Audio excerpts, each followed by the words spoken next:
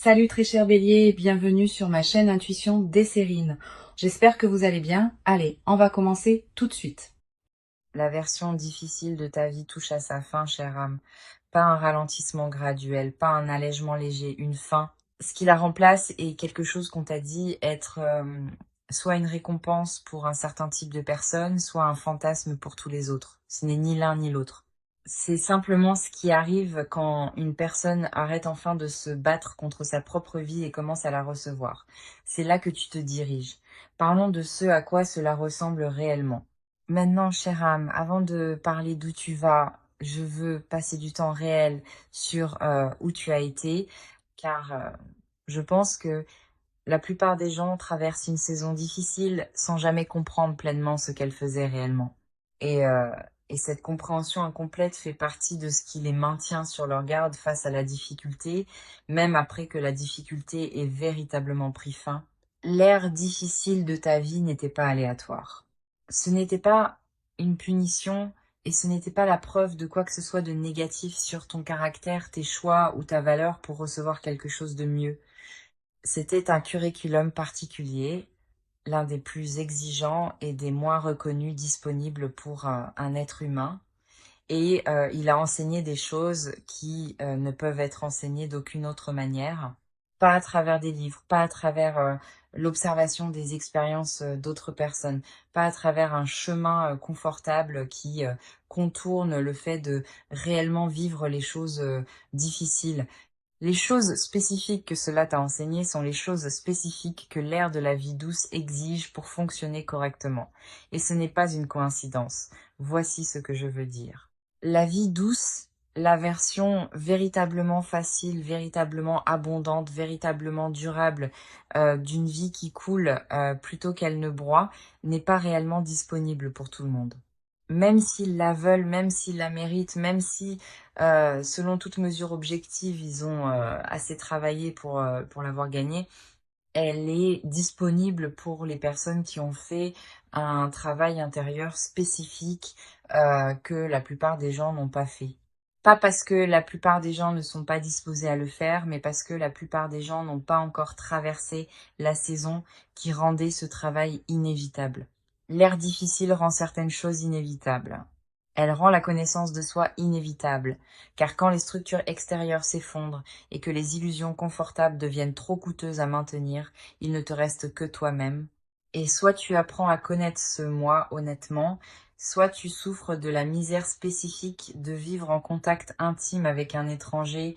Elle rend la clarté sur les valeurs inévitables. Car quand tu es dans une véritable pénurie de temps, d'énergie, d'argent ou de paix, tu découvres très rapidement ce que tu es réellement prêt à échanger contre quoi. Et les choses que tu découvres que tu n'échangeras en aucune circonstance sont tes véritables valeurs, pas celles aspirationnelles que tu avais listées avant que la difficulté n'arrive. Et elle rend inévitable un type particulier de non-négociabilité avec toi-même. La compréhension que tu ne peux pas continuer à accepter des choses qui te coûtent, que tu ne peux pas te permettre de continuer à dépenser, que la tolérance pour ce qui ne va pas a un plafond et que tu l'as atteint. Ces choses, la connaissance honnête de soi, la clarté des valeurs, la non-négociabilité sont les fondations exactes sur lesquelles une vie douce est construite. Sans elles, la facilité n'est pas durable.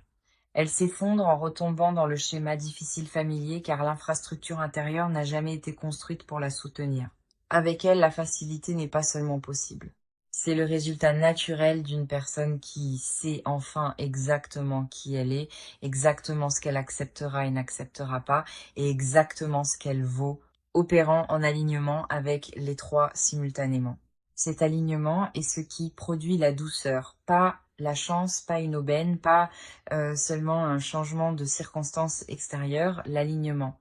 Et tu l'as construit à travers tout ce que tu as traversé, que tu aies reconnu que c'était ce qui se passait ou non.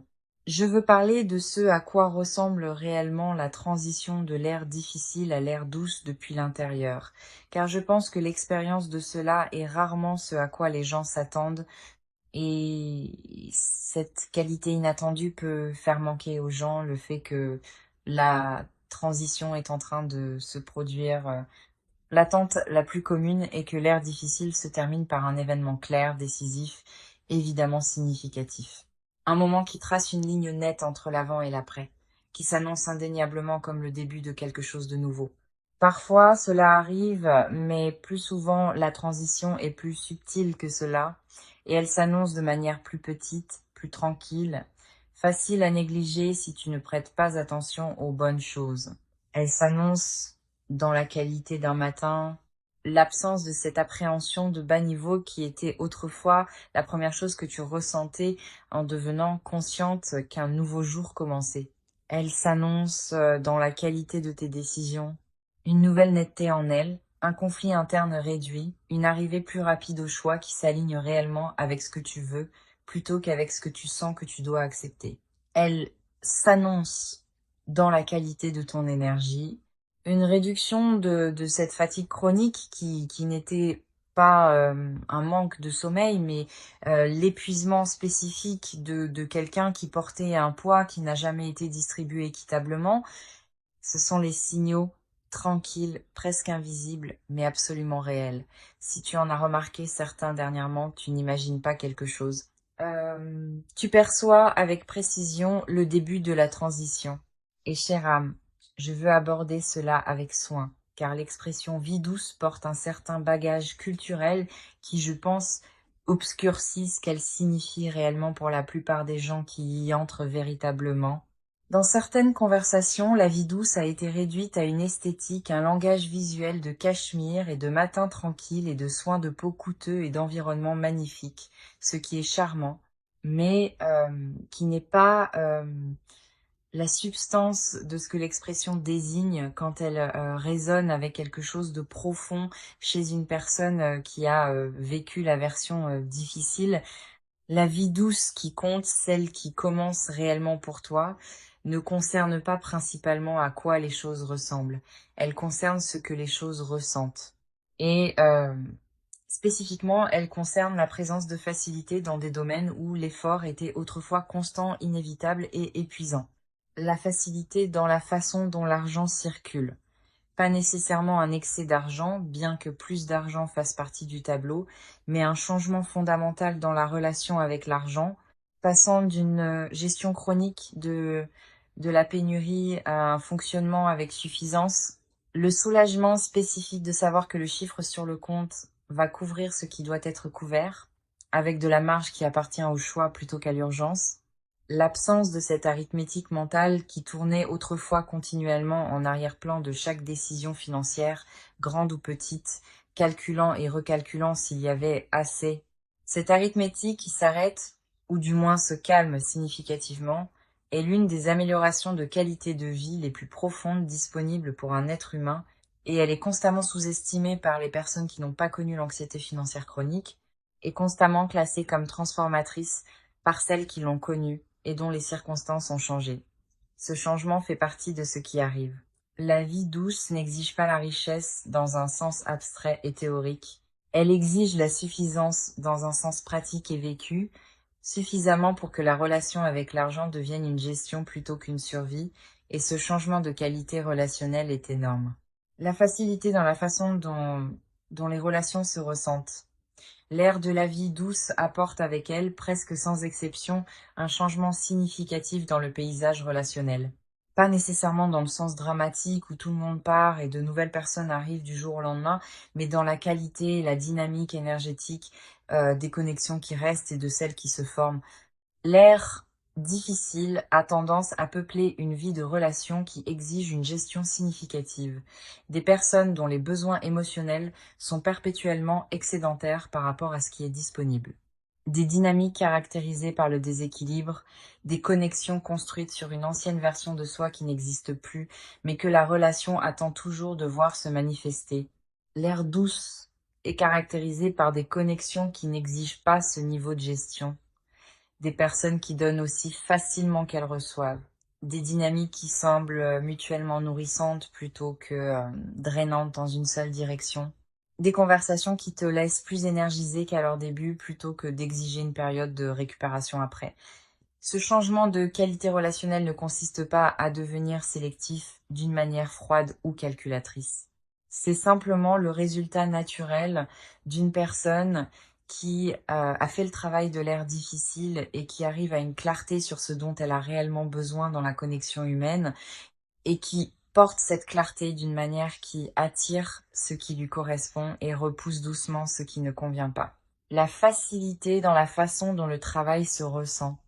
La vie douce n'est pas l'absence de travail. Les gens qui imaginent qu'une vie douce signifie ne rien faire découvrent souvent, quand ils atteignent la position financière qui rend ne rien faire techniquement possible, que ne rien faire est sa propre forme de difficulté, que les êtres humains ont besoin de contribution et d'engagement et de la satisfaction particulière de construire quelque chose pour se sentir véritablement bien. La vie douce n'est pas l'absence de travail, c'est la présence du bon travail. Un travail qui utilise ce en quoi tu es réellement bonne, qui produit des résultats qui comptent réellement pour toi, qui se déroule dans un environnement et avec des personnes qui n'exigent pas une gestion constante de ta propre énergie pour survivre à la journée. Le travail ne ressemble pas à broyer, il ressemble à couler. L'expérience spécifique de faire quelque chose de difficile qui correspond si bien à ta capacité et ton intérêt que la difficulté elle-même devient une caractéristique plutôt qu'un fardeau. L'air de la vie douce apporte un alignement entre ce que tu fais et qui tu es, que l'air difficile, avec toute sa friction et son décalage et sa prise de décision en mode survie, permettait rarement. Cet alignement arrive, et quand il atterrit, la différence entre comment un lundi matin se ressent dans la vie douce versus comment il se ressentait dans la vie difficile est quelque chose qui doit être vécu pour être pleinement compris. Je veux partager quelque chose à propos d'une femme dont la transition vers ce genre d'air était si clairement marquée qu'elle a pu décrire la texture exacte de celle-ci d'une manière que je n'ai jamais oubliée. Elle avait passé la majeure partie de 6 ans dans une vie professionnelle et personnelle qu'elle décrivait comme exigeant tout ce qu'elle avait chaque jour juste pour rester fonctionnelle. Pas pour s'épanouir, pas pour grandir, pas pour construire quoi que ce soit au-delà du minimum requis pour maintenir la situation actuelle, juste pour rester fonctionnelle. Elle était compétente, elle se présentait. Elle faisait ce qui devait être fait, mais il y avait une qualité d'épuisement sous tout cela qu'elle en était venue à accepter comme simplement le coût d'être adulte dans le monde réel. La taxe que la vie prélevait sur tous ceux qui prenaient leurs responsabilités au sérieux. Puis ces circonstances ont changé, pas d'un coup, pas dramatiquement, mais sur une période d'environ 4 mois. Euh, Durant laquelle plusieurs choses qui avaient été des sources de friction continue se sont soit résolues d'elles-mêmes, soit ont été activement retirées. Une relation professionnelle qui lui coûtait une énergie énorme s'est terminée. Une situation financière qui exigeait une gestion constante a atteint une résolution qui a rendu la gestion inutile. Une situation de logement qui n'était pas la bonne depuis plus longtemps qu'elle ne l'avait reconnue a changé. Et dans l'espace que ces résolutions ont créé, quelque chose qu'elle n'avait pas anticipé s'est produit. Elle n'a pas immédiatement ressenti de la joie ou du soulagement ou de la légèreté. Elle s'est sentie étrange, désorientée, comme une personne qui s'est arc-boutée contre le vent depuis si longtemps que quand le vent s'arrête, euh, l'absence de résistance elle-même exige un ajustement. Elle l'a décrit comme ne sachant pas quoi faire de ses propres mains, une métaphore pour ne pas savoir comment habiter une vie qui n'exigeait plus une gestion constante de crise.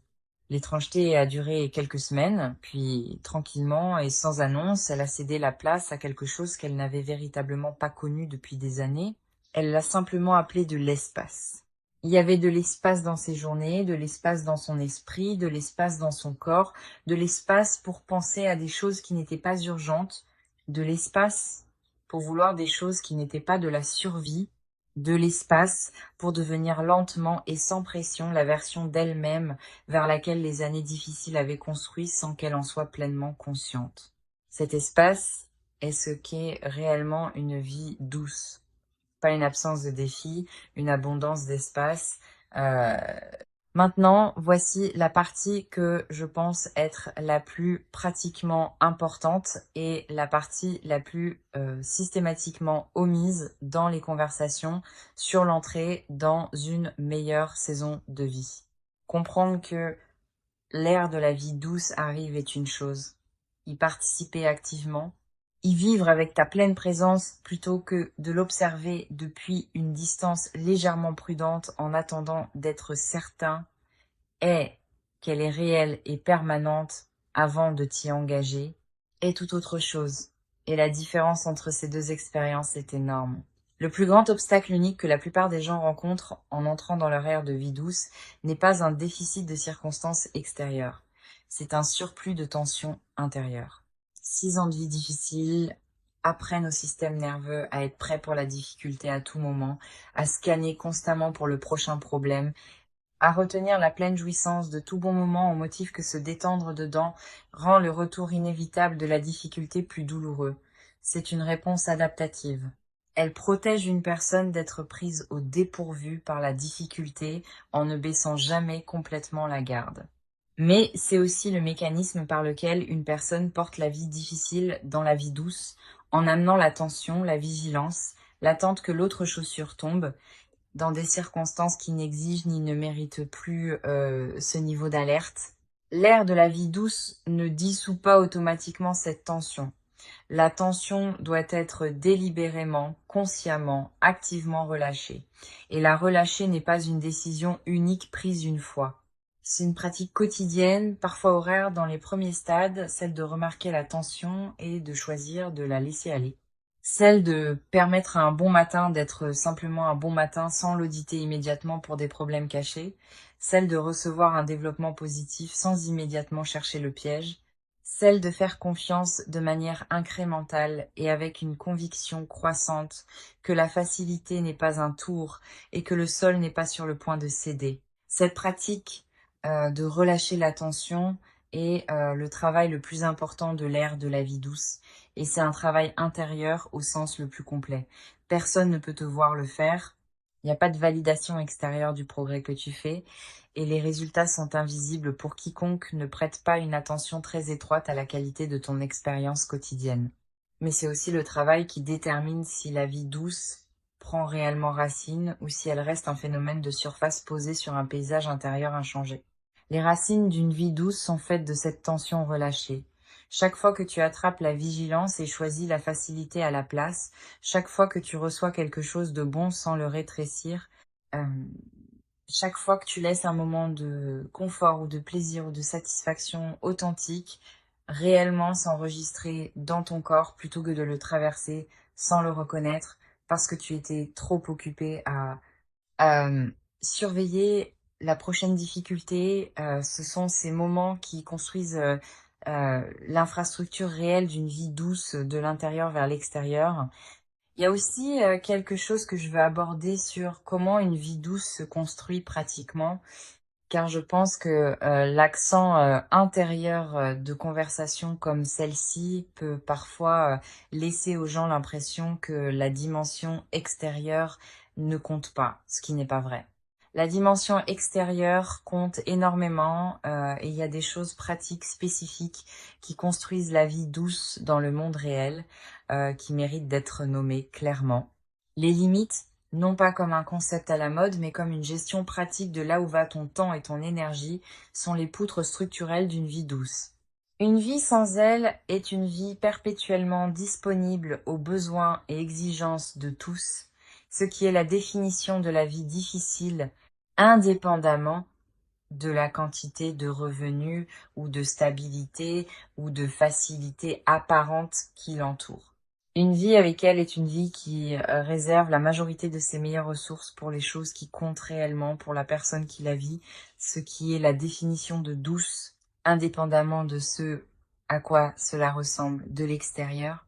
La pratique de dire non aux demandes qui ne s'alignent pas, aux opportunités qui sont bonnes mais pas justes, aux dynamiques qui demandent plus qu'elles ne donnent, n'est pas un luxe des personnes déjà arrivées à une vie douce. C'est l'un des matériaux de construction principaux de la vie douce elle-même.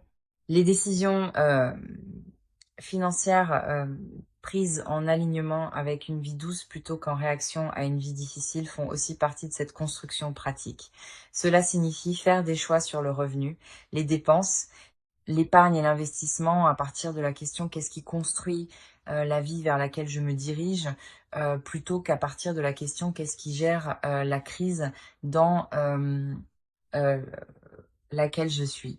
Ce sont des questions différentes et elles produisent des réponses différentes. Une personne gérant une crise prend des décisions financières différentes d'une personne construisant une vie. Et le point de transition entre ces deux modes de prise de décision n'est pas déterminé uniquement par les chiffres sur le compte. Il est déterminé par un changement dans la question fondamentale à partir de laquelle les décisions sont prises.